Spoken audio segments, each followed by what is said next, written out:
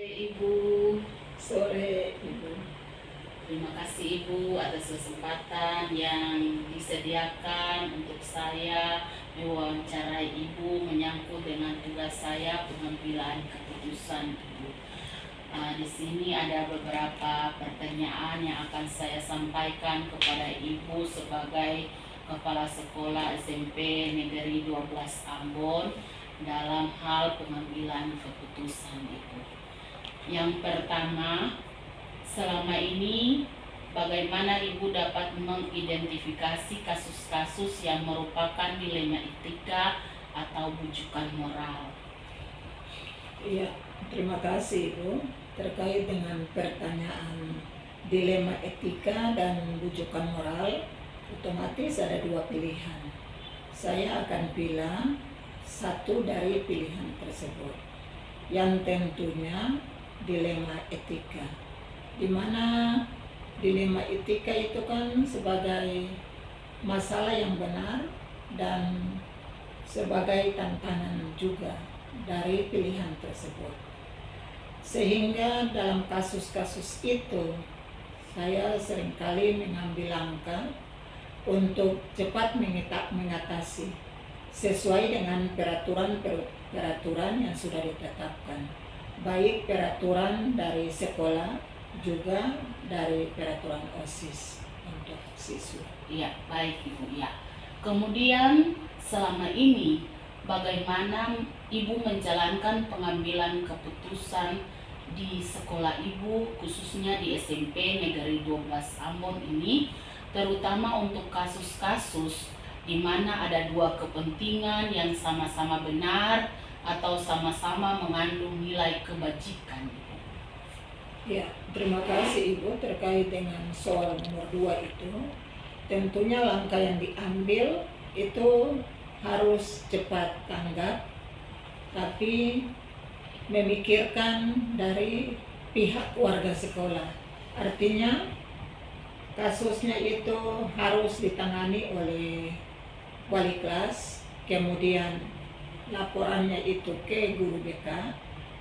Kalau sampai di telinga saya sebagai pimpinan sekolah, saya langsung ambil langkah.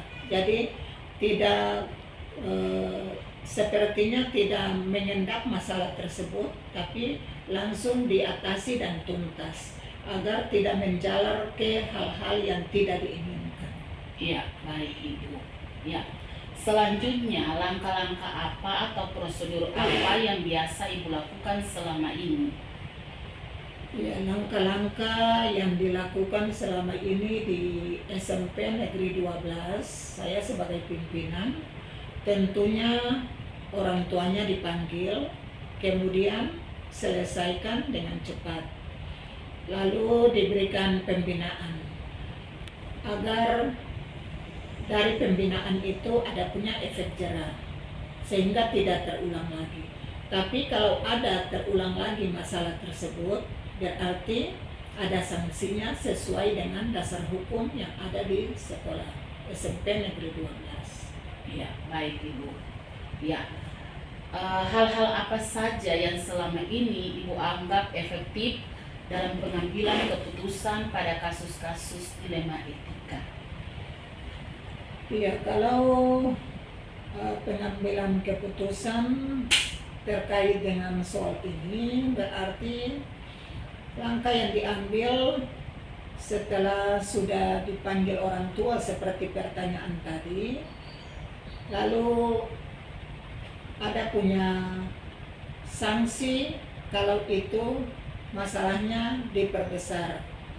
Kemudian kalau masalahnya itu kecil dan tidak mengecewakan sesama warga sekolah, berarti langsung diselesaikan, tidak menunggu waktu yang lama. Demikian cara mengatasi kalau saya sebagai pimpinan yang demikian. Ya, baik Ibu. Hal-hal apa saja yang selama ini merupakan tantangan Ibu dalam pengambilan keputusan pada kasus-kasus dilema etika? Tantangan itu pastinya ada kalau untuk anak-anak terkait dilema etika. Karena yang pertama itu mereka pasti kecewa kalau ada sanksi. Kemudian pastinya dari orang tua itu meminta maaf kepada pihak sekolah. Kemudian bagaimana cara mengatasinya itu, kita cepat ambil langkah agar jangan ada lagi masalah-masalah yang terjadi apabila diperlebar masalahnya. Iya. Apakah ibu memiliki sebuah tata kala atau jadwal tertentu dalam sebuah penyelesaian kasus dilema etika? Apakah ibu langsung menyelesaikannya di tempat atau ibu memiliki sebuah jadwal untuk menyelesaikannya? Bentuk atau prosedur seperti apa yang ibu jalankan? Iya, kalau jadwal atau apa istilahnya skala itu tidak ada, karena semua pihak itu tentunya tidak menginginkan ada masalah di sekolah. Tentunya kalau ada masalah kita langsung panggil wali kelas, artinya semua warga sekolah itu harus kita datangkan, tanya penyebabnya. Tidak mungkin sebagai pimpinan sekolah saya mau ambil keputusan sepihak, tapi harus mendengar laporan-laporan dari warga sekolah, yang terlebih itu wali kelas, karena wali kelas ini lebih mendetail mengetahui latar belakang anak dengan orang tuanya, sehingga kita harus mendengar bagaimana laporan dari wali kelas terhadap hal itu, baru kita bisa mengambil keputusan. Karena terkait dengan masalah ini kita harus menjaga visi dan misi sekolah. Otomatis kita tidak mau mengecewakan orang tua dan juga anak, karena terkait dengan anak punya masa depan. Kalau kita mengambil keputusan diberhentikan dan lain-lain, mau kemanakan anak tersebut, sementara masa depannya itu masih panjang, sehingga kita perlu buat pembinaan. Kalau tidak ada efek jerah, baru kita langsung mengambil tindakan, tapi itu atas persetujuan semua warga sekolah. Yang demikian. Kemudian adakah seseorang atau faktor-faktor apa yang selama ini mempermudah atau membantu ibu dalam pengambilan keputusan dalam kasus-kasus dilema etika? Ya, kalau dibilang faktor-faktor, ya pastinya